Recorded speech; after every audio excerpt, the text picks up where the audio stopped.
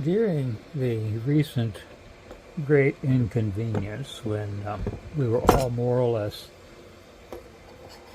tucked snugly into our tin cans, John and David over at Ignatius Orthodox Books in Zeeland, Michigan, put together what is sort of the closest thing the Eastern Rite Orthodox Church has to a Book of Common Prayer.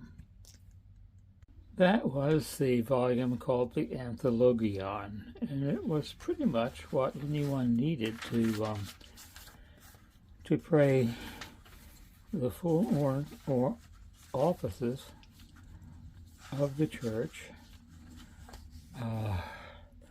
in one's own little tin can or house or mansion on the bluff overlooking the sea. And it's quite a delightful book, and I imagine many of you know of it already. The thing that the Anthologion does not have are all of the psalms and scriptural readings. Well, it doesn't have everything a parish would need, but it has a variety of hymns for feast and weekdays and a good calendar and the like. And they also published a series of 4 biblical texts: the Gospels, the epistles, the prophets, and the Psalter. And being a book lustful, greedy person, I at one time had them all. And then about around May, I thought I was going to die. I mean, I had a number of fairly serious symptoms. And so I gave my collection to a young priest friend over in Bellingham, who I thought would outlive me and put them to better use than I would. And fortunately for me, there is now, with better end papers and corrections and more ribbons, one never has enough ribbons, a second edition of the Anthologion, which I bought a few months ago. But John and David have not been resting, and they have now come out with a second volume in this series, the Lectionary Bible of the Orthodox Church. It was published first in a edition of 100 covered with the skins of animals, and I'm queasy about covering books with skins of animals. But as soon as they came out with an edition of 1,000 in what they call leatherette, bonded leather, well, I guess it is skins of animals, I ordered it, and here it is. And it is a delightful volume. I have hardly used it at all. It just came in today, in fact, and so I set the ribbons and looked through it a bit. And it is such a delightful book, I thought I would share it with you guys immediately. It has the same sort of clothy end paper as the Anthologion, and it has the same typography and layout, and as you see, it is also done by John and David. And it has the Gospel, the Epistle, the Psalter, and the Prophetologion.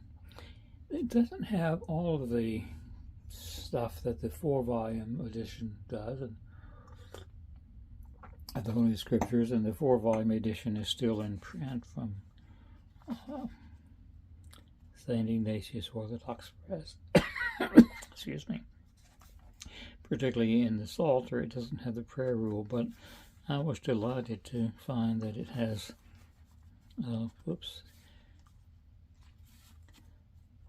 excuse me, the entire Psalter.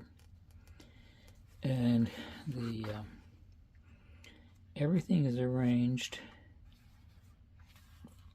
to be read within the offices. One of the problems, of course, with the Book of Common Prayer and the Anthologion at first is that it required a separate Bible, and one would have to flip back and forth, whereas this has the readings in sequence, beginning, of course, with Pascha. One of the differences between the Eastern Church and the Western Church, which is kind of weird, is that although the Eastern Church begins the church year properly, this day shall be the first of months for you, and in what is now September, the lectionary begins, of course, on Pascha. The Western Church begins the lectionary the first Sunday of Advent, and they call that the beginning of the church year, and I suppose it is. Oops, I've got a ribbon I haven't used. This is remarkable. I thought I had all the ribbons placed.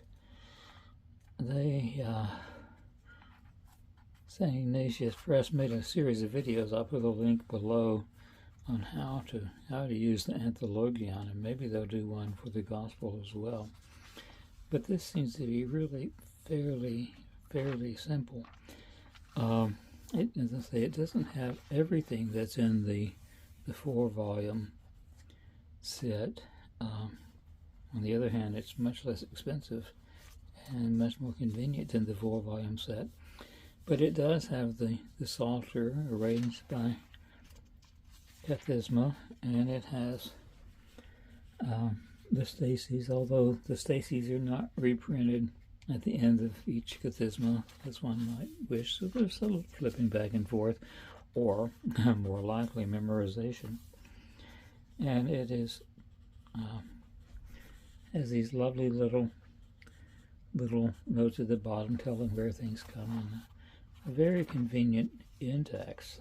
Today is what, the 15th of December. Saint I can't pronounce his name, Eleutherius of Illyria, and his mother as well. And here are the readings for the day. And you see they have little numbers, 291, 1 Timothy 291. So we turn to the Holy Apostle and we look for number 291. The numbers then are in these little parenthetical numberings here. I mean, the readings are arranged in the normal order in the New Testament. I guess I should also include a bit about where these translations come from, because the English Orthodox Bible is not completed. So there is an introduction explaining where all the various bits and pieces used came from. The EOB has been completed in the New Testament, but it has not been completed for all of the Bible. They explain how they come up with this text and how they decide to translate particular terms. The Psalter is the Ephraim Lash translation, which is pretty widely known, has some oddities compared to some of the other more common translations, but one, I mean, it ain't a bad translation, and it is just so convenient having everything in one volume. Well, that is a kind of a quick rundown on this lovely new book. After I have time to be more experienced or confused with it, perhaps I will post another video.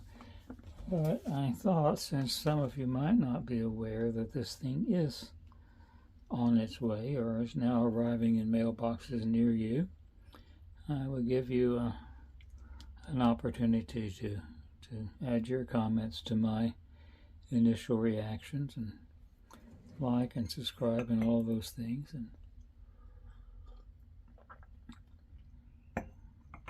I must say, this would be a lovely